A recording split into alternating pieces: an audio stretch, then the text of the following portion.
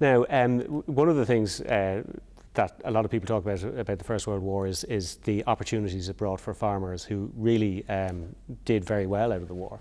Yes, farmers did very well, but on the other hand, again, I mean, we were talking earlier about the hand of government. They also had to put up with the hand of government because as time goes on, you get tillage regulations put in place from 1915 onwards, and it means you have a Department of Agriculture inspector turning up on your farm and to see that you have ploughed up the requisite number of acres of land and put down crops and so on like that. And farmers don't really like being told what to do. So there was a degree of resentment and hostility in that domain. But in other respects, yes, they did well.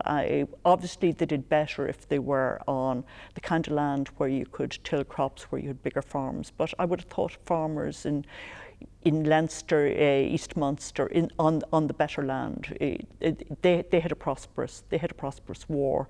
I mean, they were very disappointed in the Second World War by comparison because they didn't do nearly as well.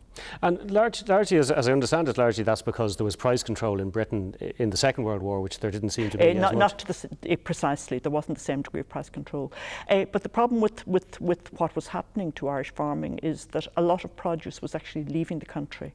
And actually this does over time create genuine shortages of things like milk and dairy produce and stuff more locally, and the price of, I think it was, I mean there's all kinds of working class budgets that are about a pig's head. You know, you buy one pig's head and I think that keeps the family in its kind of meat supplies for a week. But the price of pig's heads by 16 and 17 had gone through the roof. So a lot of families who would have been able to afford a pig's head as part of their weekly diet couldn't do so by 16, 17. So, I mean, the bonanza for farmers, more food leaving the country, does actually impact badly on the working class households. The other thing that they did is they exported, frankly, Irish farmers exported a lot of cheese and butter that was of unspeakable quality.